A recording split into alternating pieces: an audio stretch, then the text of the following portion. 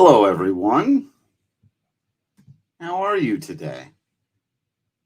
Greetings and welcome. Good day to you.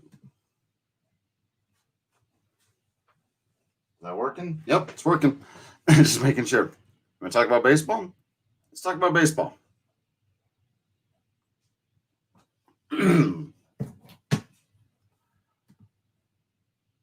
Welcome into the DNVR Rockies podcast presented by Strava Craft Coffee.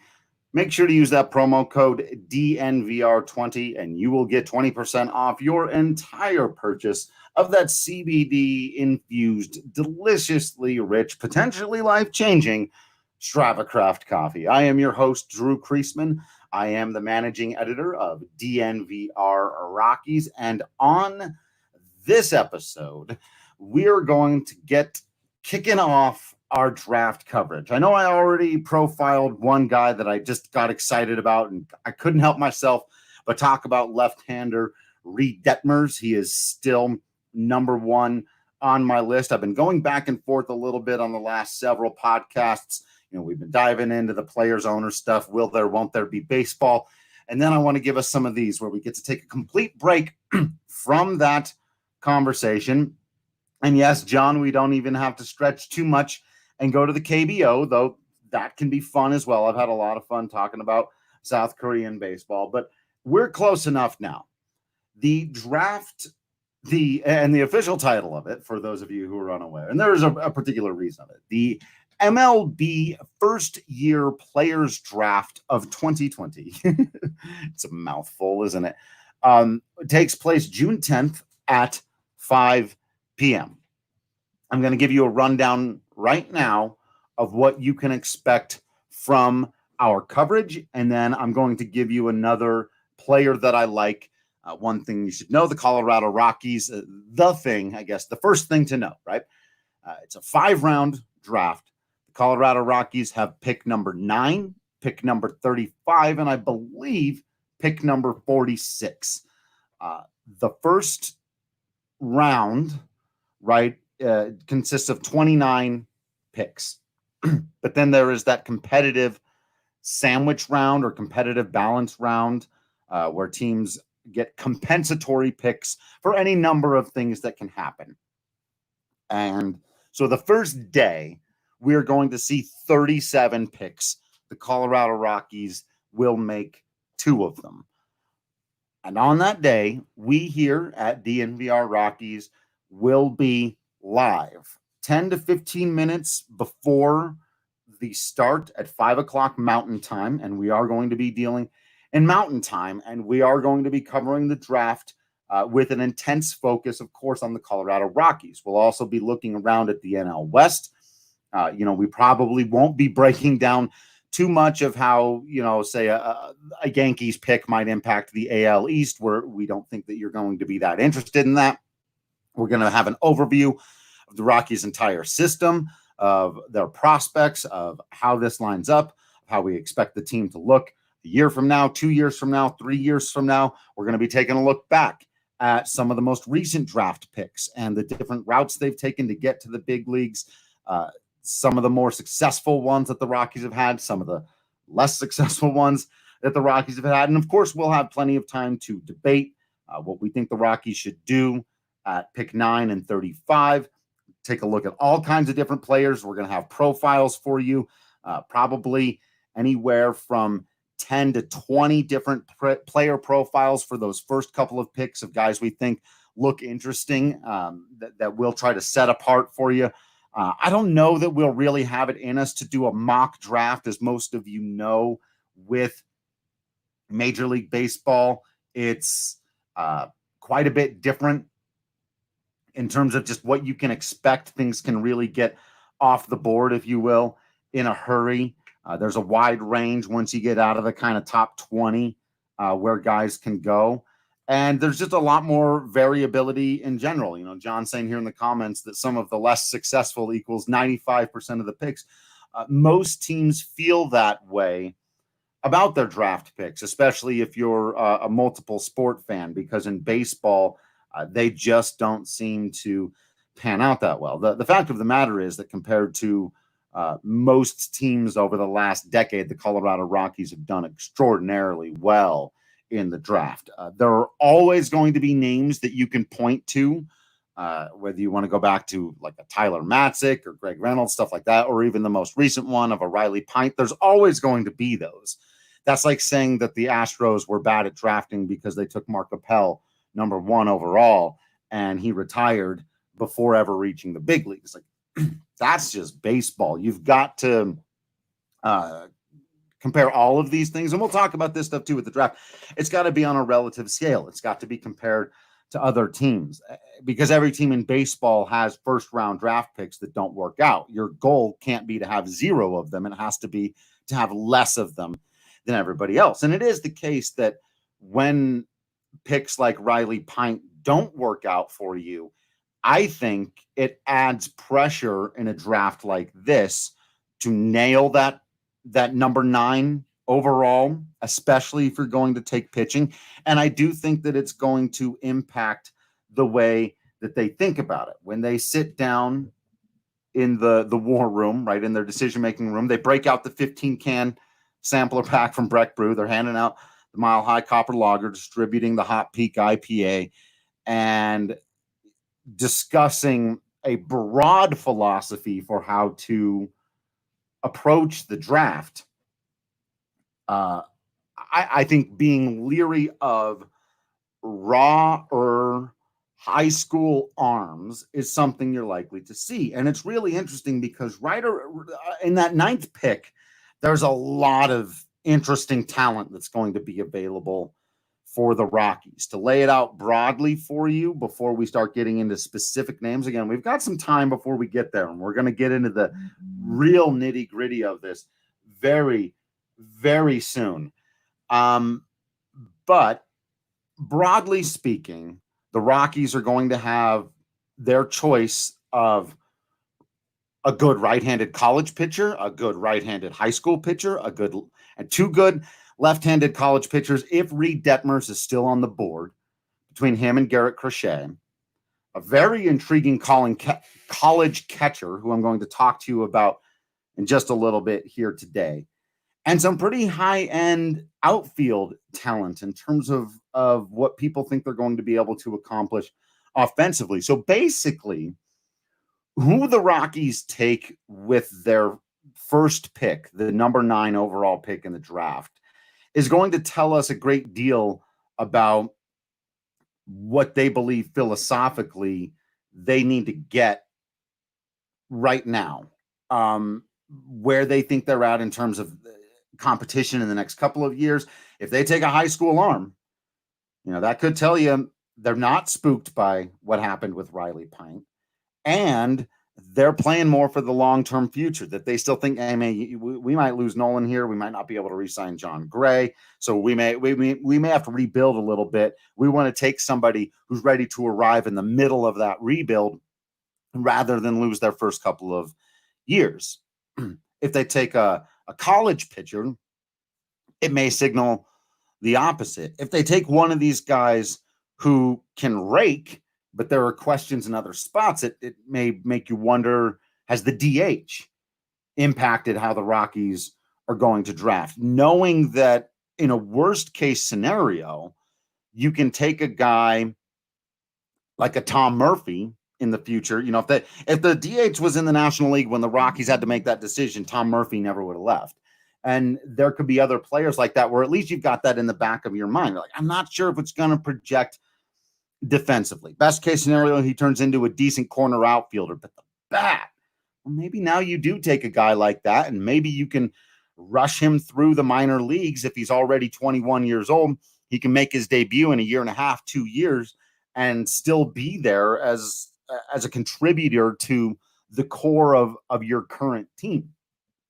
So all of that's going to be very interesting. And what I'm about to do now is tell you 2 completely contradictory things. I am going to advocate in completely opposite directions. And I'm very excited for the future podcast where Patrick Lyons can be here and really just pin me to Matt on this, to use a wrestling analogy, which he would appreciate. I pretty fundamentally believe that the Rockies are in a unique spot whereby they cannot attract free agent starting pitching or relief pitching, for that matter, at a fair price. They have to pay extra, and in doing so, that cripples them in a number of ways. They can sometimes trade for it, and in fact, relief pitching, they've got a pretty good track record of trading for quality relief pitching, especially in the middle of the season, and having it work out for them. Both previous regimes, that seems like an overly fancy word, administrations, front offices. Dan O'Dowd was pretty good at this, and Jeff Bridich has been pretty good at it. Solomon, Pat Neshek, you know the names. And so, as such, more than anyone else, the Colorado Rockies have to grow their own pitching. It's worked pretty well with John Gray. Obviously, at least for the one season and a half for Kyle Freeland. And most people listening to this probably think he's going to be back. While they did acquire him through trade, Germán Marquez spent time in the Rockies system. Senzatella's come up through the Rockies system. And I think you need as many chances at that as possible. So broadly speaking, I would take pitching if ever given the chance. Now, if something weird happens in the draft and like the first 8 teams all take pitchers just for whatever, and so like all the best, like the guys I like, you're down to the sort of more question mark type of guys. And there are actually a lot of good arms. There's a counter to the strategy I'm suggesting right now, which is to say there are a lot of good arms in this draft, and you could probably get a pretty decent one at 35. So if the best guy available at 9, if Detmers is off the board, which could well be the case, another guy who's got a lot of shine on him, Emerson Hancock, and then my other favorite, Garrett Crochet. Let's say all those guys are off the board, but the top bat, that could mean that the top bat in the draft is available. Guy named Zach Veen. Now, he's a high school player, and there are some questions about he's got a very complicated swing, and I wonder about that when you go home to road and Coors Field effect and all of those things. But that would be years in advance. An 18-year-old bat would be an interesting way for the Rockies to go, considering their general needs. But he might be, value speaking, the best player on the board. And it's always important to remember, too, there's a lot of time for these guys to maybe they get traded for something the Rockies need, especially if they know, look, everyone's going to love this bat. Let's put them in our system. Let's let them rake for a year. Then let's move them for the pitching we need. And that'll actually get us the reliever and or starter or whatever help that we need sooner than drafting it and waiting for it to develop. But as we know, it's just been a very difficult thing for the Rockies to get pitchers to come from outside and come to Coors Field and immediately embrace it or adjust to it or do whatever it is that they need to do to excel there. And as such, I would go this way. If there's a college pitcher on the board whose stuff you like, I'd take him at 9 and 35 and 46. I'd take 5 pitchers in this draft. And I don't think the Rockies are going to do that. And you can go overboard with it. But they've shown an ability over the years to get quality position players in here, whether they took them in the 2nd or 3rd round or sandwich rounds like they did with Blackman and Story and Arenado, or whether they took them in the 15th round like they did with Sam Hilliard or other guys that they've managed to, get in here. Outfielders. They've got extraordinary depth in the organization right now at both 3rd and 1st base. So really, if there was a position of quote unquote need from a depth standpoint in the organization, it would be middle infield. But the thing about that is you've got Trevor Story, Brendan Rodgers, Garrett Hampson, and you've got Ryan McMahon playing second base right now. So, and all of those guys are in their mid to early 20s. and Story may get signed up for an extension. If not, Hampson steps right in. McMahon at second base. Rogers is a big part of that as well. So Rogers could step right in at shortstop. You've got those guys.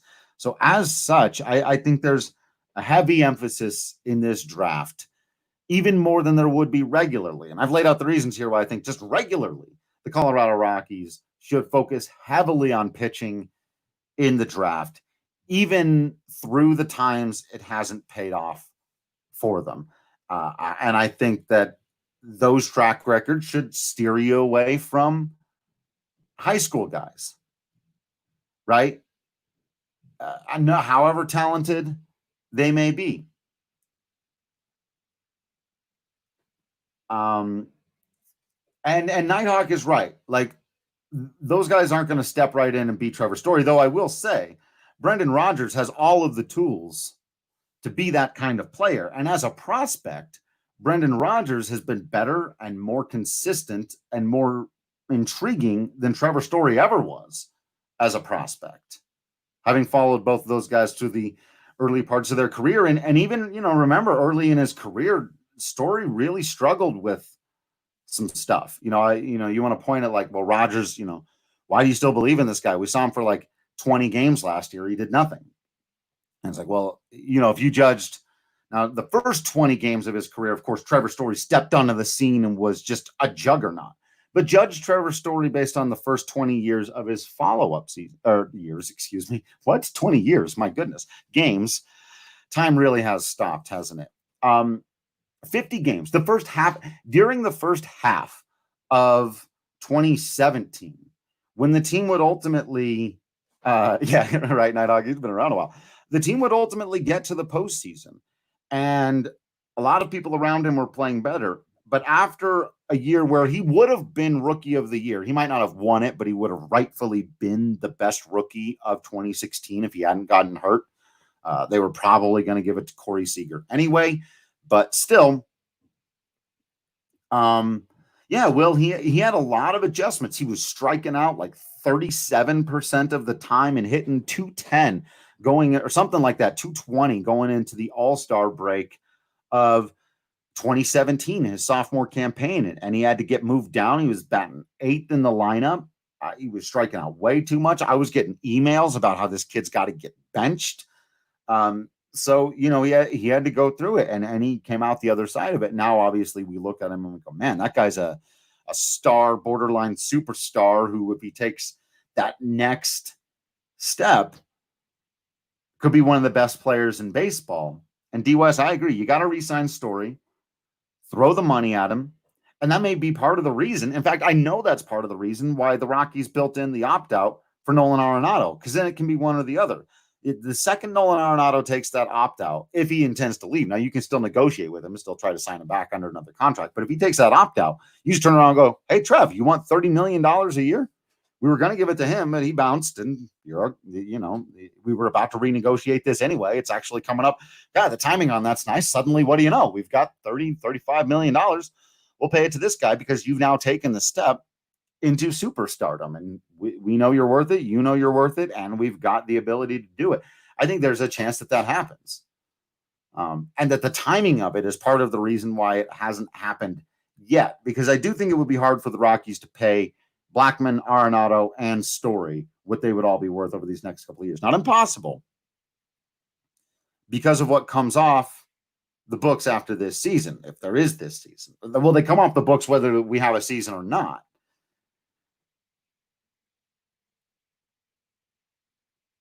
D. West says, personally, I think Story is more important than Nolan. I totally agree. And yeah, if you decide to trade Nolan Arenado for a bunch of prospects who aren't making any money, and then use the money you've saved to sign Trevor Story, if those prospects pan out, especially if they're starting pitchers, I think that could be a huge win. And I said this when it was really blowing up and dramatic and everyone was mad at everybody. Right in the middle of all of that, I said, look, the Colorado Rockies losing Nolan Arenado is not the worst thing to happen to either the Colorado Rockies or Nolan Arenado. It is not, going back to the draft conversation, it is largely not a great idea. And to answer this question from Nighthawk, for the Rockies to pay huge money to position players. Is Blackmon worth his contract in a vacuum? Actually, yes. If you're looking at like he's going to get paid $20 million a year, if his bat plays how I think it will, especially now that there's a DH in the National League, like that's fair market value for a guy who's a top 20 hitter in baseball. And the way he hits in the clutch, like the other things that he brings to the Rockies, I think that that's totally fair value. If you're just looking at, dollar per, what I would imagine a more fair WAR that doesn't just destroy his defense. His defense is bad. It's not as bad as WAR makes him out to be. But here's the thing, right? David Dahl is getting paid. Now, I don't know where he's at right now. I could bring this up right now, but if he's still on his rookie contract, he's making league minimum. He's making $500K. Did he enter arbitration yet? I'll look him up really quick. But and it's a similar thing with Trevor Story or Nolan Arenado versus Ryan McMahon. So, okay, this year, David Dahl is set to make $2.4 million. Charlie Blackmon is going to make like $20 million. Now, it's not that Charlie's not worth that. But and this is why I think the collective bargaining agreement is going to be such a pain in the ass. This is the disparity. And there's no way around it that Charlie Blackmon, while he's a better ball player and he brings more value right now than David Dahl, or at least he has, there's no guarantee. Like if David Dahl stays healthy, plays center field, he could be more valuable to the Rockies if 2020 was a normal season. Like I would put those odds at like 60-40 in favor of Blackmon. Like Blackmon probably has the better year. I can trust that. He's done it before. There's other certain number things. There is the injury history with David Dahl. But if you gave me a DraftKings sportsbook, over under, and we picked a stat, a WAR, sort of OPS or WRC plus or something like that between Blackmon and Dahl, it could be a toss-up. It would be a good value bet probably because Dahl would be the underdog because the public would have more faith in Charlie Blackmon. But David Dahl is an extraordinarily talented baseball player. And if he stays healthy and puts it all together, Dahl's the kind of guy who could absolutely just have a monster campaign. And he'll do it for $2.4 million. Charlie Blackmon, what I know is not going to happen, he's not going to be 5 times better or 10 times better. And that's what he's getting paid. 10 times what David Dahl is. So that's why when, and I get the freak out over Nolan Arenado. Look, in an ideal world, I'd, spend your whole career in Colorado, become the greatest Rocky of all time, go into the Hall of Fame, it'd be the greatest third baseman who ever lived, and have only played his whole career for one team. There's a lot of stuff about that I love. But if they're going to make it about a business and we're all going to talk about the business side of it, then the fact of the matter is spending $35 million not on one position player who can't be 30 times the value of Ryan McMahon at third base. Is he better? Yeah. Is he twice as good as Ryan McMahon at third base? You could maybe convince me that Nolan Arenado is twice the value. Like even WAR might suggest something like that, right? That if McMahon's a decent player, that he might put up a 3 WAR, but Arenado being a great player is going to put up a 6 to 8 WAR. So he's twice as good, maybe 3 times as good as Ryan McMahon. But 30? If I can spread that value out, rebuild my starting rotation, grab a closer that I trust, or a setup guy that I can move Oberg into the closer role. We're moving out Davis, Sean McGee, because all that contract money is gone. If trading Nolan Arenado allows me to pay Trevor Story, now that's the one thing I just said, don't pay position players. Shortstops are a little bit different because shortstops, it's just harder. It's just harder to find great ones. And he's a great one. And they do so many things for you. But even then, like, I know I talk to people say, don't even pay that money to Trevor Story. Pay pitching if you can find it. Overpay for the pitching, because there will be the next guy. Back to the conversation. Will Brendan Rodgers step in and be what Trevor Story is now right away? Almost certainly not. Could he turn into 90% of what Trevor Story is over the next couple of years? Yeah. Yeah, he could. He's got all the tools. Rodgers looked good at spring training, man. Rodgers looked real good at spring training.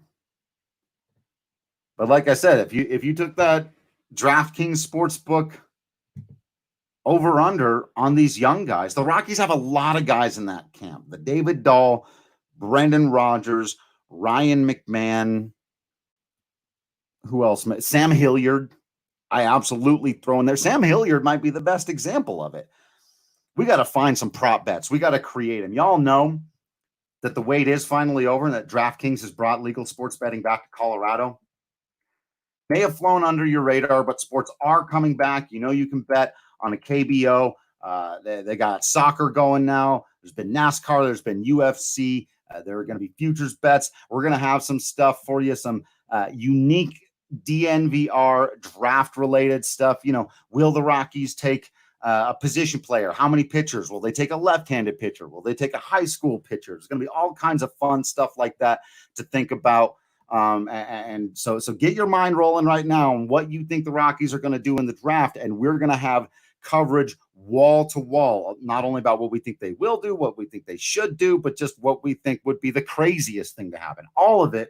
And you can try to figure out what the longest odd thing that might actually happen. And you don't even have to worry at all. It's not like some other offshore operation like other gambling sites. DraftKings is a legitimate sports book based right here in the U.S., so you can be confident that your funds are secure. With DraftKings Sportsbook, you can bet from wherever, whenever. You don't even have to leave your house. So download the top-rated DraftKings Sportsbook app now and use code DNVR when you sign up. For a limited time, all new users can get a sign-up bonus of up to $1,000. That's right. DraftKings Sportsbook has a sign-up bonus of up to $1,000. Don't forget to enter code DNVR and get your sign-up bonus today only at DraftKings Sportsbook. Must be 21 or older. Colorado only. Bonus comprised of a first deposit bonus and a first bet match, each up to $500. Deposit bonus requires 25 times playthrough. Restrictions apply. See DraftKings.com/sportsbook for details. And if you have a gambling problem, please call 1-800-522-4700. So John says, go for a catcher. You may have noticed that there was one position on the diamond, John, that I did not discuss. Outfielders with big bats are exciting. Infielders who can do all of the things are exciting. Pitchers are the smart move. But my friends, I would like to introduce you to a young man named Patrick Bailey. Now, let's back up one step before I explain who Patrick Bailey is. The Colorado Rockies have not made catcher a position of priority in the draft. They have not really made it a position of priority in terms of spending resources in any tangible way. Now, I think there are a lot of reasons for this, but I want to begin this because I know it's Patrick Lyons has driven this point home, and I'm excited to debate this with him, though I worry I'm taking some of the steam out of it by accepting his premise up front here.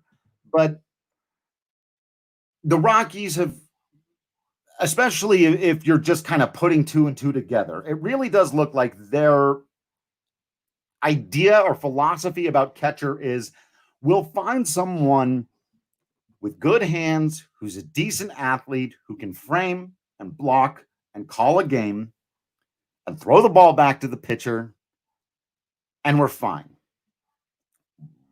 And there are a lot of those guys. There are a lot of, there's a reason Drew Butera has had a now kind of like 10-year long career. And it's not because the Rockies and the Royals and the Dodgers and every other team that's picked him up are morons. It's not because they're idiots who don't know that he can't hit. They know he can't hit. There's only like 10 catchers who can. And the rest of them are fighting for how good are you on this scale defensively. And the Rockies' attitude does seem to be, and that's how you end up with, with Tony Wolters. I mean, like, we're good with this. He's got great hands, quick release to second base, don't dash on the stash and all that. He's got a great rapport with his pitchers. The guys trust him. And so Will is right. Their philosophy at catcher has been all defense. And quite frankly, I agree with that. I understand why fans get super frustrated by this philosophy and why you hate looking down there and seeing a catcher batting 220 in the 8th spot every damn year. And I get it. And I get why. When I put together the greatest Rockies team of all time, I had people going, where's Willeen Rosario? He hit like 25 home runs. Never been heard of from a Rockies catcher. Thought it was impossible. Willeen Rosario was one of the worst defensive catchers. He was one of the worst defensive players. Willeen Rosario cost his club more on a game-to-game basis defensively than maybe any other baseball player I have ever seen in my life. And I love Willeen Rosario. He wore a purple glove. He had a great attitude. He called me Charlie Blackmon when I had my big beard. And he could hit the ball to the moon. The Rockies if Willeen Rosario is your everyday catcher, you're capped at 80 wins. There are too many important things that a catcher has to do to help out the pitching staff, to prevent runs in the toughest environment in all of baseball, to prevent runs. Tony Wolters worked with a staff of 24-year-olds with less than 2 years experience in baseball, one of whom ended up 4th in the Cy Young voting when he should have been 2nd. That was maybe the greatest pitching. Maybe. What am I doing with these qualifications, with this equivocation nonsense? 2017 was one of the best pitching seasons in Rockies history, and 2018 was the best pitching season in Rockies history, and it came almost entirely from guys who were homegrown. Remember the importance of the draft.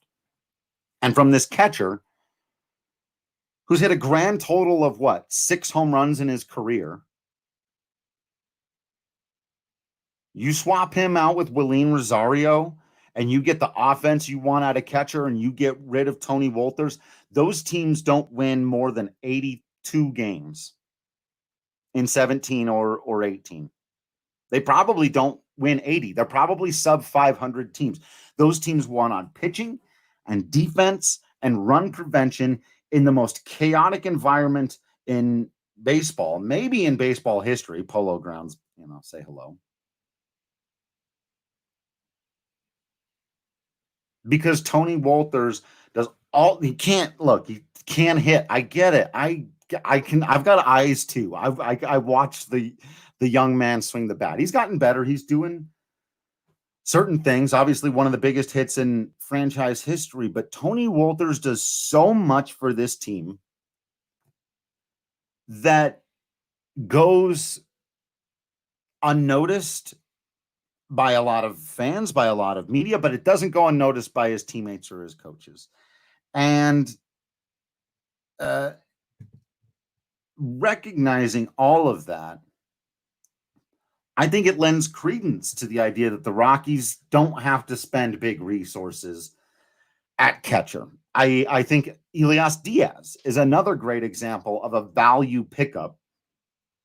In fact, their top 3 guys really all are. Diaz, who they got on a minor league deal, who appears to catch fine and brings a little bit more offense, and you can live with it because, he'll be the weaker side of a platoon as the right-handed bat out there only against left-handed pitching, which looked like exactly how it was going to shake out. And then third, you've got a guy who was a 6th-round pick back in 2013 in Dom Nunez, who's the one time they were like, well, okay, so not a top 5 pick. And at the time, he was sort of maybe considered a middle infielder, but they knew he was going to catch. He knew he was going to catch. That was always, he was going to catch. And he brings an offensive potential that neither Diaz or Walters have, because he's got pop, real pop in that bat. And he's the best athlete among them. And he's really come around defensively.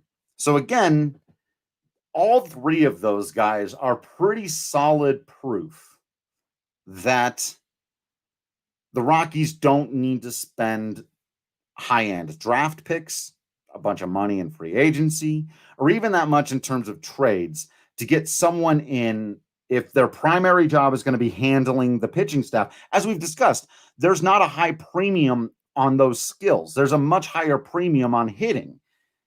And you don't want to necessarily pay for that. So there are some catchers in this draft who are really interesting, but they're interesting more for their bats. And there are questions about whether or not they'll stick behind the plate.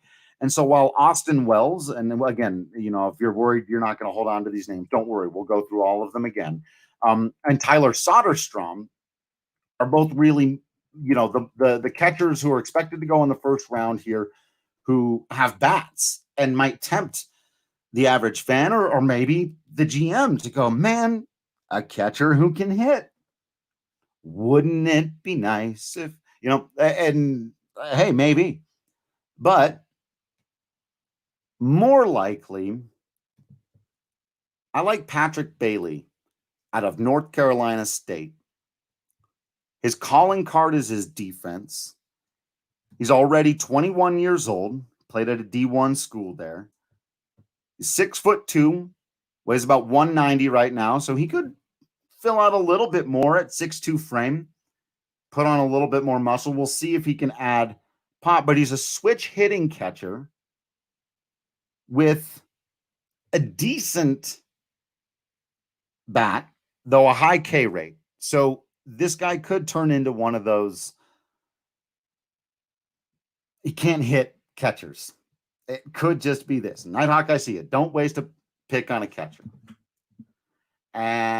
When you look at the right, this is why it's important to understand the difference too between the baseball draft and NBA or MLB, or excuse me, NBA or NFL. If this was the NBA or the NFL, this would be the pick.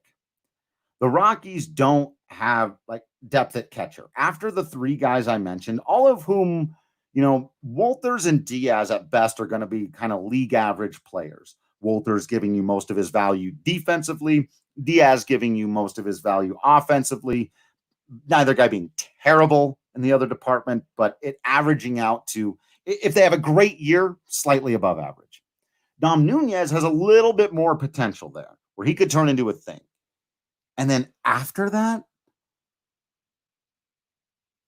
it's a who's who of who's that. I mean, there are some guys in there that, Chris Rabago, and I don't mean to disrespect anybody. Like, being a professional baseball player is hard, man. But there's just a lot of organizational dudes after that. It's part of the reason why Max George, who had worked his way up to the AA level, despite a pretty light bat, but a good glove in the middle infield, has reinvented himself as a catcher. And on my board, he's the 10th best catcher in the system, a guy in rookie ball who just started catching. Right? So they don't have depth there at all. If Walters gets hurt and it's Diaz and Nunez, and it turns out, I've been overly optimistic about Nunez and it doesn't work out, and Diaz is more of a disaster defensively. He looked fine in spring training, but sometimes it's over the course of a season, playing behind the plate just gets that much more taxing. How bad could it be? And then you'd be looking for help out there, and there wouldn't be any. That it'd be signed Drew Butera, and that's why they've had to sign over the years the Ryan Hannigans and the Drew Buteras. And there's a party that just goes, man, it'd be nice to have somebody else. So I do think that Patrick Bailey is an interesting consideration here, and I think it really should come down to if your scouts believe he's going to be a plus defender. If you think he's going to be a pretty good defender and your hope is that his bat will come around, I love the idea of a switch hitting catcher, and there's a lot of fun here. And I love that his profile has improved over the last several years. and that he's just generally speaking a good athlete who's expected to be a good defensive catcher. But yeah, is a guy like that going to have the kind of impact that a top level arm is going to? Almost certainly not. Almost certainly not. Again, this is more of my, if my 3 or 4 favorite arms are off the board, I'd rather go this way. I think right now I'm going to give Patrick time to talk me out of this, and he probably will. And other guys, I think AJ Hafley, Andre Simone may have something to say about all of this as well. But these high school, these prep bats, I mentioned Zach Veen earlier, these 18-year-old guys with a ton of pop, but who are going to take 4 or 5 years to get to the big leagues. And we'll see if they can ever give you anything else. You're counting, it's all on that one tool, which is the most important tool, but also the most difficult to project and to develop and to just perform successfully. I like a certain floor with defense and athleticism and what have you. I would still take a starting pitcher.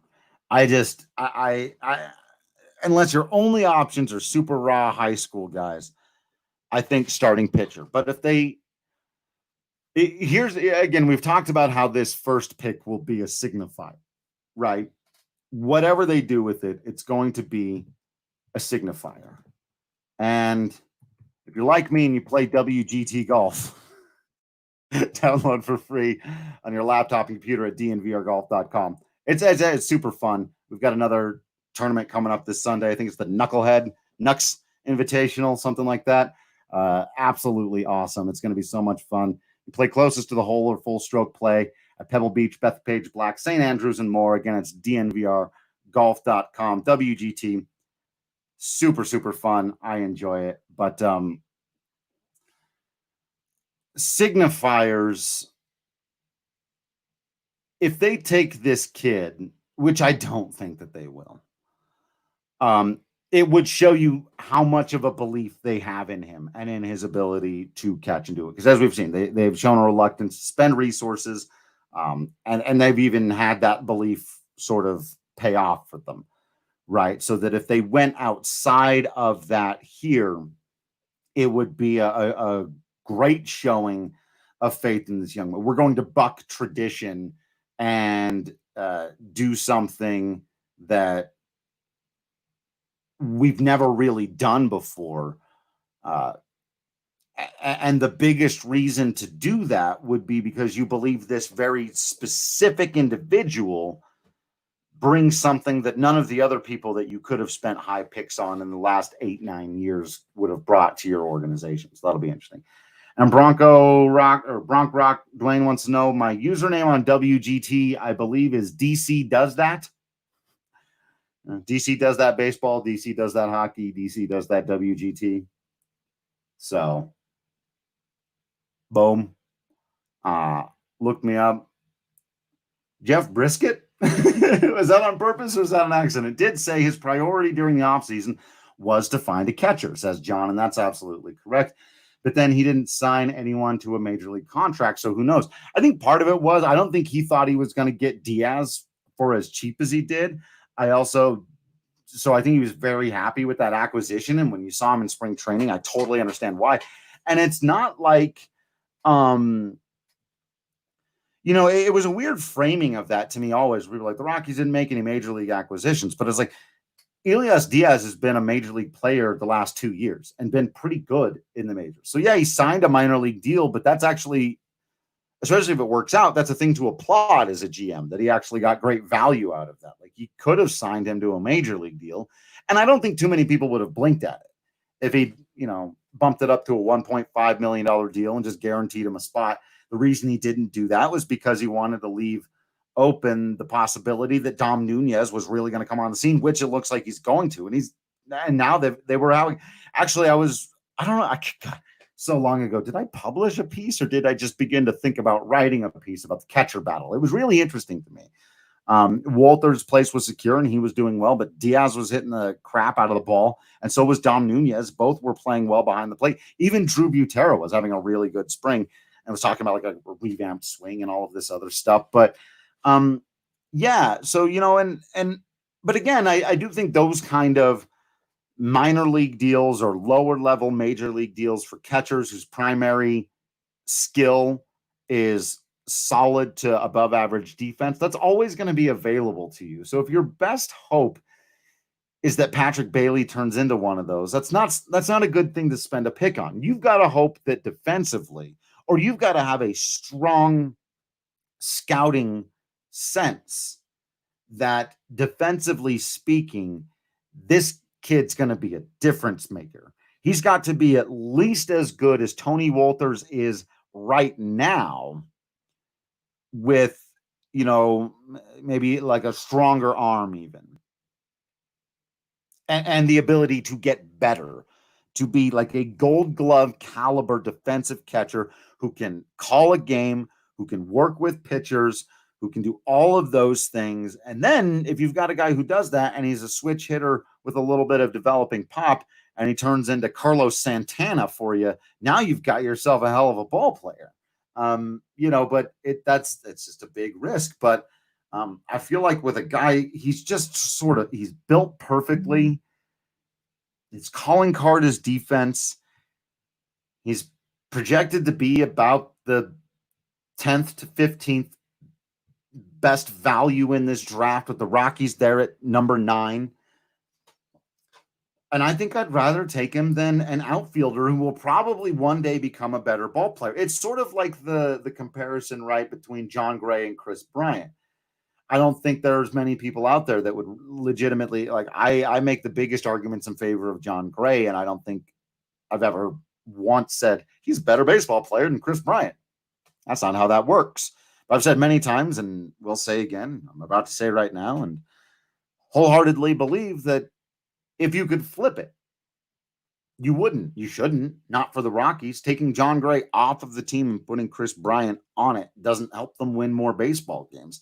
It hurts them in the area where they need the most help and gives them yet one more superstar hitter who doesn't help you much in the run prevention game.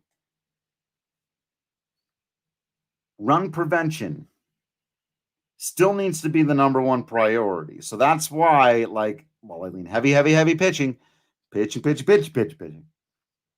If you believe this guy's a difference maker from a run prevention standpoint, and at 22 years old, if you think he could maybe even be at the big leagues in 2 years,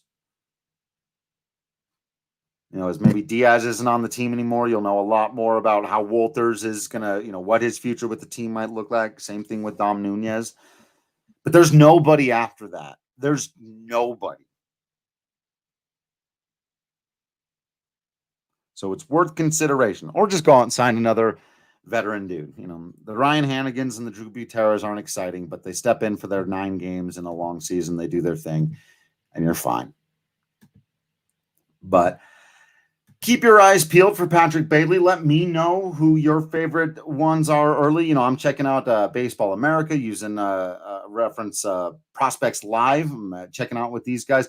And again, on June 10th, we're going to be having interviews with ball players and other people in the media and all kinds of people involved with the draft and with baseball and who know the ins and outs of all of this stuff. It's going to be super amazing. I don't think that there's ever really been coverage of the draft, like Rockies-centric coverage of the draft done this way before. So I'm really excited to blow all that out. We want all of you to participate in it. So let me know what you think in terms of all of this philosophically, pitching, catching, high schoolers, college, position players, whatever it may be. There are specific individuals as you're looking through any of this stuff that jump out to you and you want to make sure that I profile. Let me know. If a handful of people say, I want to profile this guy and I wasn't planning on it, I'll do it. There's a lot to unpack here. Let me know, what you want to see in terms of organizational strengths and depth and all of that. And just keep hitting me up with the questions. It's going to be a whole lot of fun. I've had a blast watching all the video and just diving into this thing.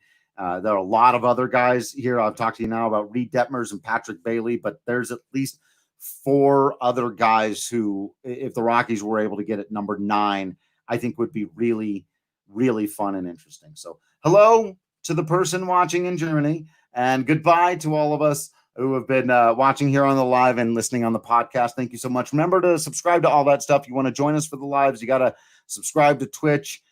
Make sure that you're following us on Twitter, Facebook, YouTube. You can subscribe to the YouTube channel. We got a lot of video content coming up. So even if you don't catch these when they're live and you view or you listen to the podcast, but you want to see the video, it's right there on YouTube. You can go and find it. So just make sure you're up to date on all that stuff, following the social media, subscribing to the DNVR.com, getting yourself some cool merch. Hockey merch is on sale this week with the announcement that hockey is going to come back. I'll have more thoughts on whether or not baseball is going to come back here in the next couple of days as we continue to move through this thing. So thank you all for continuing to be absolutely awesome. I promise you that I will continue to be absolutely Drew Creasman.